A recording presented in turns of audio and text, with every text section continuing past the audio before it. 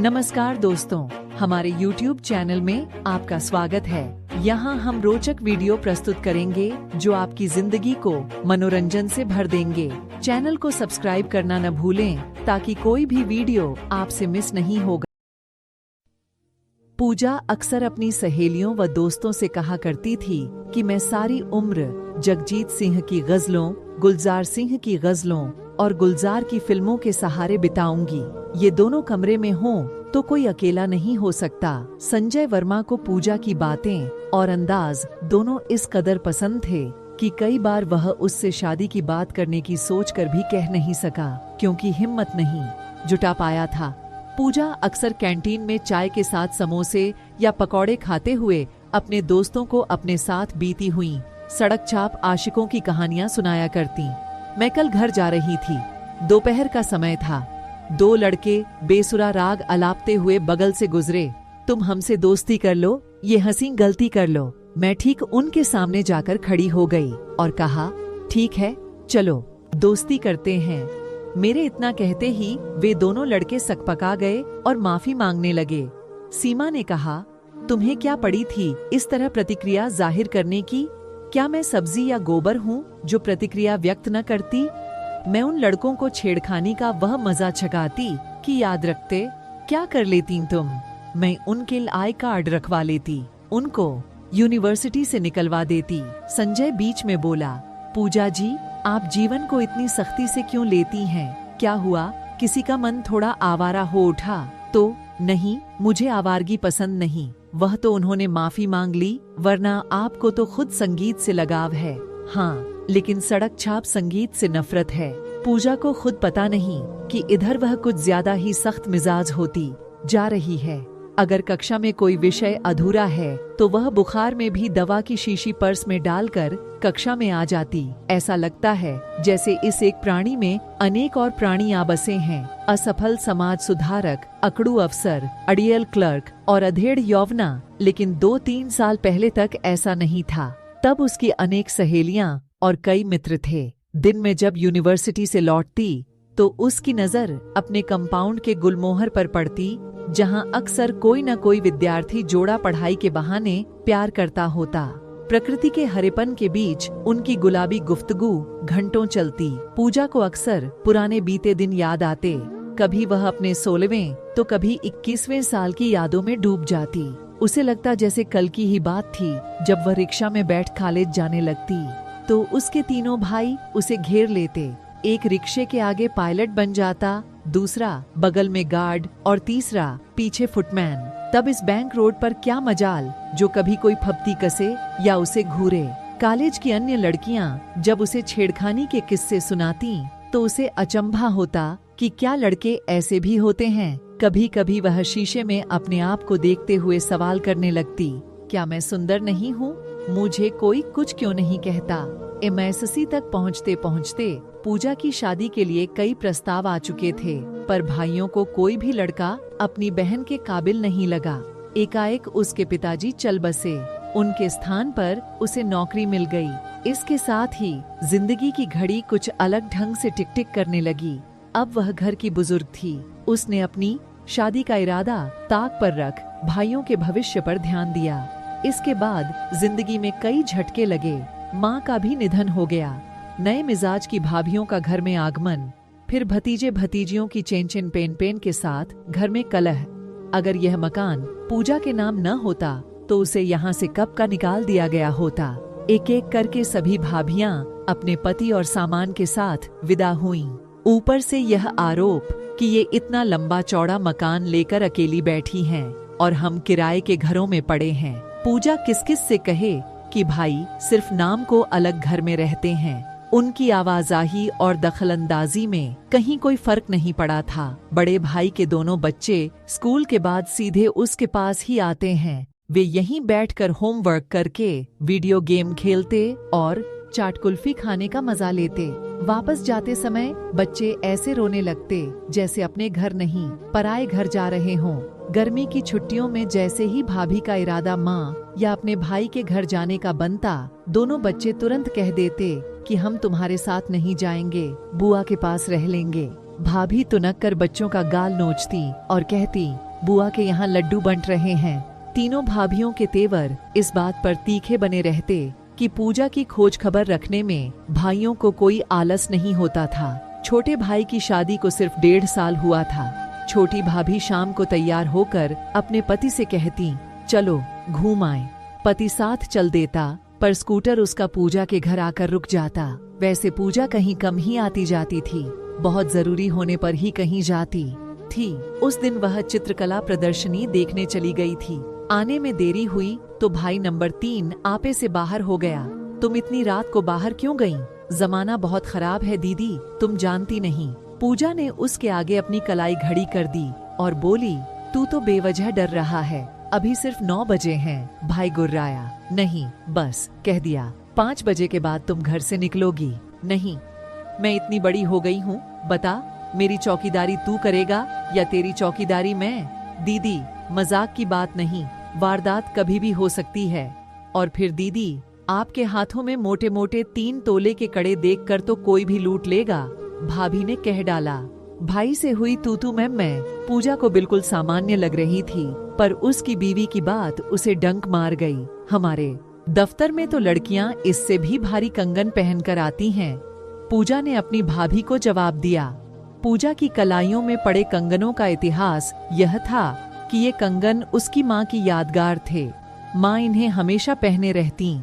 उनके मरने के बाद उनका गहनों का बक्सा पूजा ने तीनों भाभियों में बांट दिया, पर माँ के हाथों में पड़े ये कंगन पूजा नहीं दे पाई। इसलिए जब तब भाभियों को ये कंगन खटकते रहते। पिताजी के मरने के बाद मझली भाभी उनकी आराम कुर्सी ले जाना चाहती थी। माँ ने टोका, नहीं बहू, ये बरामदे में रखी है तो मुझे लगता है वे बैठे हैं। अमझले भाई ने जवाब दिया, इसीलिए तो हम इसे कमरे में रखना चाहते हैं। माँ नहीं मानी। उस समय तो भाई चुप हो गए, पर माँ के चले जाने पर वे एक दिन आकर आराम कुर्सी ले गए।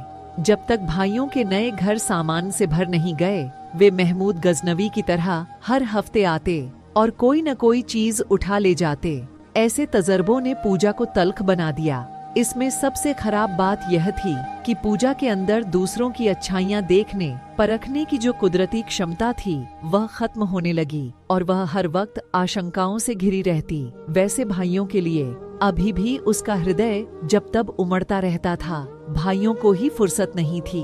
अक्सर वे शाम को सचल दस्ते की तरह आते, बहन को घर में देख आश्वस्त हो लौट जाते। रक्षाबंधन पूजा के घर का बड़ा त्योहार था। जब पूजा छोटी थी तो हफ्तों पहले तीनों भाइयों की कलाइयों की नाप लेकर फूलों की राखियां बनाती।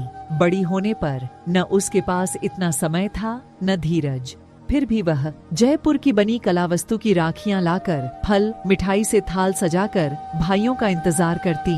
सारा दिन आमोद प्रमोद में व्यतीत होता, लेकिन धीरे धीरे इस त्योहार का छोटा रूप सामने आने लगा। कई बार भाई भाभी व बच्चों के साथ आते, पर कई बार भाभी और बच्चे साथ न आ पाते। पूजा यही सोचकर खुश थी कि उसके भाई अभी भी उसे एकदम से भूले नहीं हैं। इस बार सभी भाई आए, लेकिन अलग अलग। भाई नंबर 1 ने कहा, दीदी ऑफिस में आज छुट्टी नहीं है, राखी बांधकर जल्दी से खाना खिला दो तो मेरी एक छुट्टी बच जाएगी। पूजा ने जल्दी से भाई की कलाई पर प्यार का बंधन बांधा, मुंह मीठा कराया और घर ले जाने के लिए मिठाई का डब्बा दिया। भाई उलझन में पड़ गया और बोला, इस समय तो मैं सीधा दफ्तर जाऊंगा, तू डब्बा रख ले, मैं शाम को वापसी में इसे ले जाऊंगा। भाई नंबर 2 बीवी बच्चों समेत आया। पूजा ने राखी बांधने के बाद खाना लगाने का उपक्रम किया। भाभी के माथे पर बल पड़ गए। भाई बोला, दीदी अभी इन्हें अपने घर जाकर भाइयों को राखी बांधनी है, वहीं खाना पीना होगा। पूजा ने कहा, चलो खीर तो खाते जाओ। भाभी ने यह कहकर खीर भी नहीं चखी कि आज उसका व्रत है। छोटा भाई अकेला आया और बोला, दीदी जल्दी से राखी बांध दो पूजा को। खुद पता नहीं कि इधर वह कुछ ज्यादा ही सख्त मिजाज होती जा रही है। अगर कक्षा में कोई विषय, इसके बाद जिंदगी में कई झटके लगे। माँ का भी निधन हो गया, नए मिजाज की भाभियों का घर में आगमन, फिर भतीजे भतीजियों की चेंचें पेम पेन के साथ घर में कलह। अगर यह मकान पूजा के नाम न होता तो उसे यहाँ से कब का निकाल दिया गया होता। एक एक करके सभी भाभियां अपने पति और सामान के साथ विदा हुईं। ऊपर से यह आरोप कि ये इतना लंबा चौड़ा मकान लेकर अकेली बैठी हैं और हम किराए के घरों में पड़े हैं। पूजा किस किस से कहे कि भाई सिर्फ नाम को अलग घर में रहते हैं। उनकी आवाजाही और दखलंदाजी में कहीं कोई फर्क नहीं पड़ा था। बड़े भाई के दोनों बच्चे स्कूल के बाद सीधे उसके पास ही आते हैं। वे यहीं बैठकर होमवर्क करके वीडियो गेम खेलते और चाट कुल्फी खाने का मजा लेते।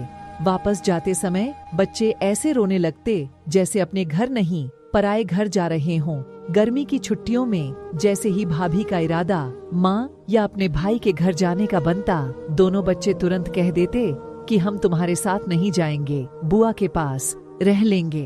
भाभी तुनक कर बच्चों का गाल नोचती और कहती, बुआ के यहाँ लड्डू बंट रहे हैं क्या? तीनों भाभियों के तेवर इस बात पर तीखे बने रहते कि पूजा की खोज खबर रखने में भाइयों को कोई आलस नहीं होता था। छोटे भाई की शादी को सिर्फ 1.5 साल हुआ था। छोटी भाभी शाम को तैयार होकर अपने पति से कहती, चलो घूम आए। पति साथ चल देता, पर स्कूटर उसका पूजा के घर आकर रुक जाता। वैसे पूजा कहीं कम ही आती जाती थी, बहुत जरूरी होने पर ही कहीं जाती थी। उस दिन वह चित्रकला प्रदर्शनी देखने चली गई थी। आने में देरी हुई तो भाई नंबर 3 आपे से बाहर हो गया। तुम इतनी रात को बाहर क्यों गई? जमाना बहुत खराब है दीदी, तुम जानती नहीं। पूजा ने उसके आगे अपनी कलाई घड़ी कर दी और बोली, तू तो बेवजह डर रहा, अभी सिर्फ 9 बजे हैं। भाई गुर्राया, नहीं बस कह दिया 5 बजे के बाद तुम घर से निकलोगी नहीं। मैं इतनी बड़ी हो गई हूँ, बता मेरी चौकीदारी तू करेगा या तेरी चौकीदारी मैं? दीदी मजाक की बात नहीं, वारदात कभी भी हो सकती है। और फिर दीदी आपके हाथों में मोटे मोटे 3 तोले के खड़े देखकर तो कोई भी लूट लेगा। भाभी ने कह डाला। भाई से हुई तू मैं पूजा को बिल्कुल सामान्य लग रही थी, पर उसकी बीवी की बात उसे डंक मार गई। हमारे दफ्तर में तो लड़कियां इससे भी भारी कंगन पहन कर आती हैं। पूजा ने अपनी भाभी को जवाब दिया। पूजा की कलाइयों में पड़े कंगनों का इतिहास यह था कि ये कंगन उसकी माँ की यादगार थे। माँ इन्हें हमेशा पहने रहती। उनके मरने के बाद उनका गहनों का बक्सा पूजा ने तीनों भाभियों में बांट दिया, पर माँ के हाथों में पड़े ये कंगन पूजा नहीं दे पाई। इसलिए जब तब भाभियों को ये कंगन खटकते रहते। पिताजी के मरने के बाद मझली भाभी उनकी आराम कुर्सी ले जाना चाहती थी। माँ ने टोका, नहीं बहू, ये बरामदे में रखी है तो मुझे लगता है वे बैठे हैं। अमझले भाई ने जवाब दिया, इसीलिए तो हम इसे कमरे में रखना चाहते हैं। माँ नहीं मानी। उस समय तो भाई चुप हो गए, पर माँ के चले जाने पर वे एक दिन आकर आराम कुर्सी ले गए। जब तक भाइयों के नए घर सामान से भर नहीं गए, वे महमूद गजनवी की तरह हर हफ्ते आते और कोई न कोई चीज उठा ले जाते। ऐसे तजर्बों ने पूजा को तल्ख बना दिया। इसमें सबसे खराब बात यह थी कि पूजा के अंदर दूसरों की अच्छाइयाँ देखने परखने की जो कुदरती क्षमता थी वह खत्म होने लगी और वह हर वक्त आशंकाओं से घिरी रहती। वैसे भाइयों के लिए अभी भी उसका हृदय जब तब उमड़ता रहता था। भाइयों को ही फुर्सत नहीं थी। अक्सर वे शाम को सचल दस्ते की तरह आते, बहन को घर में देख आश्वस्त हो लौट जाते। रक्षाबंधन पूजा के घर का बड़ा त्योहार था। जब पूजा छोटी थी तो हफ्तों पहले तीनों भाइयों की कलाइयों की नाप लेकर फूलों की राखियां बनाती। बड़ी होने पर न उसके पास इतना समय था न धीरज, फिर भी वह जयपुर की बनी कलावस्तु की राखियां लाकर फल मिठाई से थाल सजाकर भाइयों का इंतजार करती। सारा दिन आमोद प्रमोद में व्यतीत होता, लेकिन धीरे धीरे इस त्योहार का छोटा रूप सामने आने लगा। कई बार भाई भाभी व बच्चों के साथ आते, पर कई बार भाभी और बच्चे साथ न आ पाते। पूजा यही सोचकर खुश थी कि उसके भाई अभी भी उसे एकदम से भूले नहीं हैं। इस बार सभी भाई आए, लेकिन अलग अलग। भाई नंबर 1 ने कहा, दीदी ऑफिस में आज छुट्टी नहीं है, राखी बांधकर जल्दी से खाना खिला दो तो मेरी एक छुट्टी बच जाएगी। पूजा ने जल्दी से भाई की कलाई पर प्यार का बंधन बांधा, मुंह मीठा कराया और घर ले जाने के लिए मिठाई का डब्बा दिया। भाई उलझन में पड़ गया और बोला, इस समय तो मैं सीधा दफ्तर जाऊंगा, तू डब्बा रख ले, मैं शाम को वापसी में इसे ले जाऊंगा। भाई नंबर 2 बीवी बच्चों समेत आया। पूजा ने राखी बांधने के बाद खाना लगाने का उपक्रम किया। भाभी के माथे पर बल पड़ गए। भाई बोला, दीदी, अभी इन्हें अपने घर जाकर भाइयों को राखी बांधनी है, वहीं खाना पीना होगा। पूजा ने कहा, चलो खीर तो खाते जाओ। भाभी ने यह कहकर खीर भी नहीं चखी कि आज उसका व्रत है। छोटा भाई अकेला आया और बोला, दीदी जल्दी से राखी बांध दो, मुझे वापस घर जाना है। अभी तो आए हो, ऐसी क्या जल्दी है? पूजा बोली, बिंदु को अकेले डर लगता है, पड़ोस के लोग सब बाहर गए हुए हैं, उसे भी ले आते, अकेला क्यों छोड़ आए? पूजा ने कहा, वह सुबह से नाराज है क्योंकि वह अपने भाइयों को राखी बांधने के लिए देहरादून नहीं जा सकी। उसका सारा कार्यक्रम मुझे छुट्टी न मिलने की वजह से बिगड़ गया। वैसे मैंने कल ही स्पीड पोस्ट से उसकी राखियां तो भेज दी हैं, पर दुख तो होता ही है। राखी बंधवाते ही भाई नंबर 3 चला गया। पूजा का मन भारी हो गया। उसे लगा शहर में ऐसा कोई नहीं जिसे वह अपना सगा कह सके। उसके ये तीनों भाई रक्षाबंधन के दिन भी ठीक से भाई नहीं बन सकते। वे इस कदर अपनी पत्नियों के गुलाम और अपने अफसरों के सेवक हैं कि बहन उनकी सूची में शामिल ही नहीं है। हक जमाने, अंकुश लगाने के सिवा और इनका उससे कोई नाता नहीं है। मेज पर 3 लिफाफे पड़े थे, मानो त्योहार के 3 चंदे हों। पूजा ने खुद आज की छुट्टी ले रखी थी। उसे अपनी छुट्टी और स्थिति दोनों काफी बेतुकी लगी।